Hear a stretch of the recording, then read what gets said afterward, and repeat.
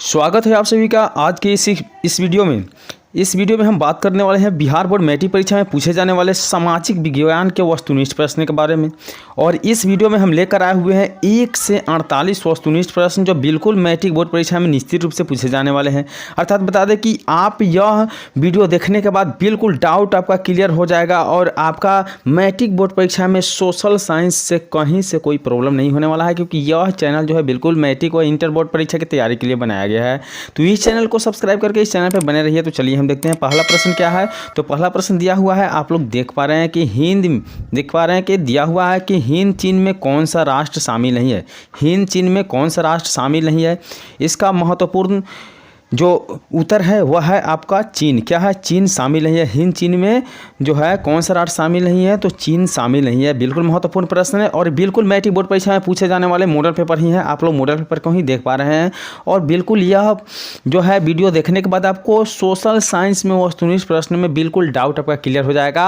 40 में 40 वस्तुनिष्ठ नंबर में आप बिल्कुल प्राप्त कर सकते हैं। चलिए हम देखते हैं दूसरा प्रश्न। तो दूसरा प्रश्न दिया हुआ है कि वियना कांग्रेस कब हुआ था। वियना कांग्रेस कब हुआ था, इसका बिल्कुल सही उत्तर है 1815 ईस्वी में। वियना कांग्रेस जो था कब हुआ था, तो 1815 ईस्वी में हुआ था। बिल्कुल महत्वपूर्ण प्रश्न लेकर आए हैं, शुरू से अंत तक जरूर देखिएगा क्योंकि बिल्कुल 2023 में पूछे जाने वाले यह मॉडल पेपर ही है। तो चलिए हम लोग देखते हैं तीसरा प्रश्न दिया हुआ है कि गदर पार्टी क्या है। गदर पार्टी की स्थापना कब हुआ था। दिया हुआ है कि गदर पार्टी की स्थापना किसने की थी। तो गदर पार्टी की स्थापना किसके द्वारा किया गया था, तो लाला हरदयाल के द्वारा किया गया था। किसके द्वारा, तो लाला हरदयाल के द्वारा किया गया था। चलिए देखते हैं अगला प्रश्न क्या है। तो अगला प्रश्न दिया हुआ है, हम लोग देख पा रहे हैं कि द्वितीय क्या है, लिखा हुआ है कि द्वितीय महायुद्ध के बाद यूरोप में किस संस्था का उदय आर्थिक दुष्प्रभावों को समाप्त करने के लिए हुआ था। अर्थात द्वितीय युद्ध के बाद यूरोप में किस संस्था का उदय आर्थिक दुष्प्रभावों को समाप्त करने के लिए हुआ था। तो बिल्कुल इसका सही उत्तर है यूरोपीय संघ का। कौन सा संघ का, तो यूरोपीय संघ का। चलिए बढ़ते हैं अगली प्रश्न की ओर। तो अगली प्रश्न दिया हुआ है कि नरोत्तम सिंहानु किस देश का शासक थे। नरोत्तम सिंहानु किस देश का शासक थे। यह वीडियो बिल्कुल सीबीएसई और बिहार बोर्ड दोनों विद्यार्थियों के लिए और शुरू से अंत तक वीडियो को जरूर देखिए, क्योंकि इस वीडियो के बाद आप मैट्रिक बोर्ड परीक्षा में सोशल साइंस में 40 अंक प्राप्त कर लेने वाले हैं। तो चलिए हम देखते हैं अगला प्रश्न क्या है। तो दिया हुआ है कि नरोत्तम सिंहानु किस देश के शासक है। इसका बिल्कुल सही उत्तर है कंबोडिया। किस देश के शासक है, तो कंबोडिया देश के शासक है। चलिए देखते हैं अगला प्रश्न क्या है। तो दिया है कि वाष्प चलित क्या है, वाष्प चलित इंजन का आविष्कार किसने किया था। वाष्प चलित इंजन का आविष्कार किसने किया था, इसका बिल्कुल सही उत्तर है जेम्स वाट। किनके द्वारा किया गया था, तो जेम्स वाट के द्वारा वाष्प चलित ईंधन का आविष्कार किया गया था। चलिए देखते हैं अगला प्रश्न क्या है। तो अगला प्रश्न दिया हुआ है कि टाटा आयरन क्या है, Tata iron and steel company की स्थापना कब की गई। Tata iron and steel company की स्थापना कब की गई, इसका बिल्कुल सही उत्तर है 1907 ईस्वी में टाटा के द्वारा Tata iron and steel company की स्थापना की गई। चलिए देखते हैं अगला प्रश्न दिया हुआ कि गोल घर कहाँ स्थित है। गोल घर कहाँ स्थित है, इसका बिल्कुल सही उत्तर है पटना, क्योंकि गोल घर पटना में स्थित है। बहुत महत्वपूर्ण प्रश्न है, बिल्कुल नए नए प्रश्न को सेट करके यह मॉडल पेपर बनाया गया, क्योंकि निश्चित रूप से मॉडल पेपर 2023 परीक्षा में पूछे जाने वाले हैं। तो हम लोग देख पा रहे हैं कि किस अमेरिकी राष्ट्रपति ने न्यू डील लागू की। किस अमेरिकी राष्ट्रपति ने न्यू डील लागू की, इसका बिल्कुल सही उत्तर है एफडी रूजवेल्ट। क्या है, एफडी रूजवेल्ट ने लागू किया था। चलिए देखते हैं अगला प्रश्न क्या है। तो 10वां नंबर प्रश्न दिया है कि नेपोलियन संहिता किस वर्ष लागू की गई थी।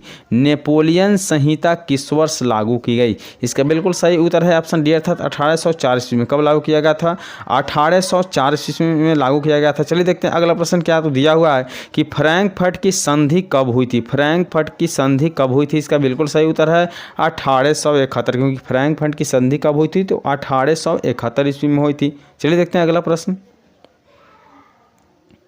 कार्ल मार्क्स का जन्म कहाँ हुआ था। कार्ल मार्क्स का जन्म कहाँ हुआ था, चलिए हम देख लेते हैं कार्ल मार्क्स का जन्म कहाँ हुआ था। तो कार्ल मार्क्स का जन्म हुआ था जर्मनी में हुआ था। चलिए देखते हैं अगला प्रश्न क्या है। तो अगला प्रश्न आप लोग देख पा रहे हैं कि दिया हुआ है कि 1991 में क्या दिया हुआ है, 1991 में निम्न में से कौन से अस्तित्व में आया था। 1991 में निम्न में से कौन से अस्तित्व में आया था, तो इसका बिल्कुल सही उत्तर है इनमें से सभी। आपको WTO भी आया था, नई आर्थिक नीति भी आया था और GATT गेट भी आया था। ठीक है, चलिए देखते हैं अगला प्रश्न क्या है। तो अगला प्रश्न दिया हुआ है कि इन आर्थिक क्रियाओं में कौन प्राथमिक क्षेत्र से संबंधित नहीं है? इन आर्थिक क्रियाओं में कौन प्राथमिक क्षेत्र से संबंधित नहीं है? इसका बिल्कुल सही उत्तर आपको दिया हुआ है बैंकिंग। क्या है? बैंकिंग बिल्कुल संबंधित नहीं है। चलिए देखते हैं अगला प्रश्न क्या है। तो अगला प्रश्न दिया हुआ है कि जमशेदपुर क्या है? जमशेदपुर, दुर्गापुर, भिलाई और सलेम किस उद्योग के केंद्र है? जमशेदपुर, दुर्गापुर, भिलाई और सलेम किस उद्योग के केंद्र है? इसका बिल्कुल सही उत्तर आप लोग देख पा रहे हैं कि इसका उत्तर क्या है। तो इसका उत्तर दिया हुआ है आयरन और स्टील के लिए। किसके लिए? तो आयरन और स्टील के लिए बिल्कुल प्रसिद्ध है। चलिए देखते हैं अगला प्रश्न क्या है। तो दिया हुआ है कि प्रति व्यक्ति क्या है? प्रति व्यक्ति आय का आशय है। प्रति व्यक्ति आय का आशय है। इसका सही उत्तर है औसत आय। क्या है? औसत आय। चलिए देखते हैं अगला प्रश्न क्या है। तो 17 नंबर प्रश्न दिया हुआ है कि राष्ट्रीय विकास परिषद का गठन कब हुआ? राष्ट्रीय विकास परिषद का गठन कब हुआ? इसका बिल्कुल सही उत्तर है 1952 ईस्वी में। कब हुआ था? 1952 ईस्वी में हुआ था। चलिए देखते हैं अगला प्रश्न क्या है। तो अगला प्रश्न दिया हुआ है कि बांग्लादेश की मुद्रा क्या है? बांग्लादेश की मुद्रा क्या है? तो बांग्लादेश की मुद्रा आपका जो है वह बिल्कुल सही उत्तर आपका दिया हुआ है टक्का है। कौन सा है? टक्का है। तो चलिए देखते हैं अगला प्रश्न क्या है। तो अगला प्रश्न आप लोग देख पा रहे दिया हुआ है कि राष्ट्रीय आय का अर्थ है। राष्ट्रीय आय का अर्थ है। इसका बिल्कुल सही उत्तर है उत्पादन के साधनों की आय। क्या है? उत्पादन के साधनों की आय। चलिए देखते हैं अगला प्रश्न। तो 20वां नंबर प्रश्न आप लोग देख पा रहे हैं दिया हुआ है कि भारत में उपभोक्ता संरक्षण कानून कब लागू हुआ? भारत में उपभोक्ता संरक्षण कानून कब लागू हुआ? इसका बिल्कुल सही उत्तर है आपका 1986 ईस्वी में। कब लागू हुआ था? 1986 ईस्वी में लागू हुआ था। चलिए बढ़ते हैं अगले प्रश्न की ओर। तो अगला प्रश्न दिया हुआ है कि भूमि विकास बैंक द्वारा किस प्रकार का ऋण प्रदान किया जाता है?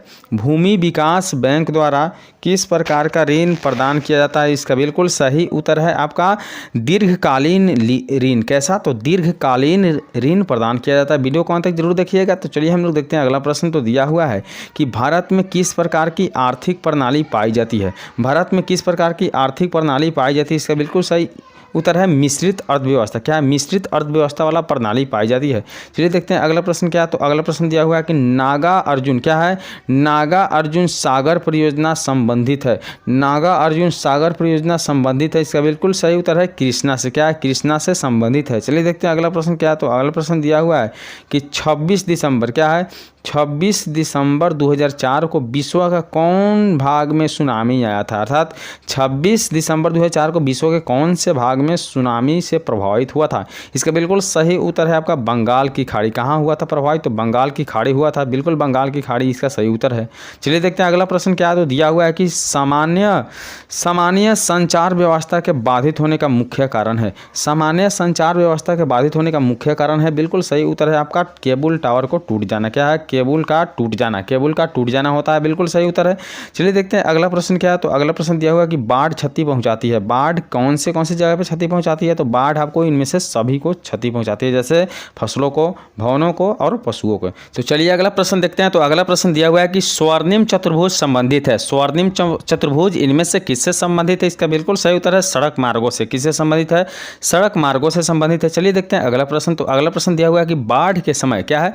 बाढ़ के समय लोगों को जाना चाहिए। बाढ़ के समय लोगों को कैसे जगह पर जाना चाहिए? तो उच्च भूमि पर। कहाँ जाना चाहिए? उच्च भूमि पर जाना चाहिए। चलिए देखते हैं अगला प्रश्न क्या है। तो अगला प्रश्न दिया हुआ है कि निम्न में कौन क्षेत्रीय राजनीतिक दल है? निम्न में से कौन क्षेत्रीय राजनीतिक दल है? इसका बिल्कुल सही उत्तर क्या है? तो जनता दल यूनाइटेड। क्या है? जनता दल यूनाइटेड आपका जो है क्षेत्रीय राजनीतिक दल है। चलिए देखते हैं अगला प्रश्न क्या है। तो अगला प्रश्न दिया हुआ है कि पंचायत के चुनाव कौन करवाता है? पंचायत के चुनाव कौन करवाता है? इसका बिल्कुल सही उत्तर है आपका राज्य चुनाव आयोग। कौन करवाता है? राज्य चुनाव आयोग। चलिए देखते हैं अगला प्रश्न क्या है। तो अगला प्रश्न दिया हुआ है कि भारत के किस राज्य से पंचायती राज की शुरुआत हुई? भारत के किस राज्य से पंचायती राज की शुरुआत हुई? इसका बिल्कुल सही उत्तर है आपका राजस्थान से। कहाँ से चालू हुआ था? राजस्थान से चालू हुआ था। चलिए देखते हैं अगला प्रश्न क्या है। तो अगला प्रश्न दिया हुआ है कि वर्ष 1975 भारतीय राजनीतिक में किस लिए जाना जाता है? वर्ष 1975 भारतीय राजनीतिक में किस लिए जाना जाता है? इसका बिल्कुल सही उत्तर है आपका देश में आंतरिक आपातकाल लागू हुआ था।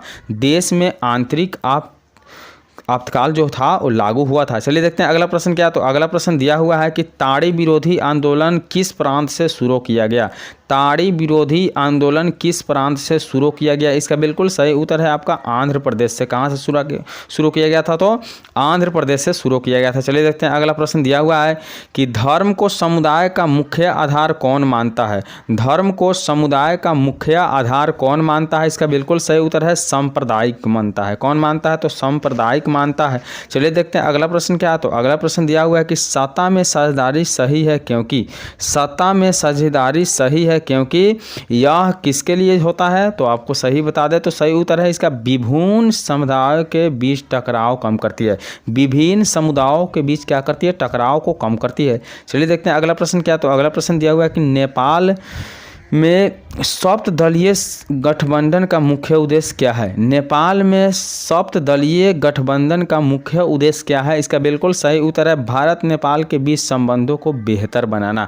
भारत नेपाल के बीच संबंधों को कैसा बनाना? तो बेहतर बनाना। चलिए देखते हैं अगला प्रश्न क्या है। तो अगला प्रश्न दिया हुआ है भारत के इन राज्यों में कोयले का, देख पा रहे हैं आप लोग कि भारत के इन राज्यों में कौन कोयले का सबसे बड़ा उत्पादक है? कौन जो है कोयले का सबसे बड़ा उत्पादक है? इसका बिल्कुल सही उत्तर है आपका झारखंड जो है कोयले का बहुत ज़्यादा उत्पादक करता है। तो चलिए देखते हैं अगला प्रश्न क्या है। तो अगला प्रश्न देख पा रहे हैं कि दिया हुआ है कि सौर ऊर्जा के उत्पादन के लिए सर्वाधिक उपयुक्त राज्य है। सौर ऊर्जा के उत्पादन के लिए सर्वाधिक उपयुक्त राज्य है। इसका बिल्कुल सही उत्तर है आपका राजस्थान। राजस्थान में पर्याप्त जगह खाली है। चलिए देखते हैं अगला प्रश्न क्या है कि बिहार की पहली नदी घाटी परियोजना कौन है? बिहार की पहली नदी घाटी परियोजना कौन है? इसका बिल्कुल सही उत्तर है कोसी नदी घाटी परियोजना। कोसी नदी घाटी परियोजना।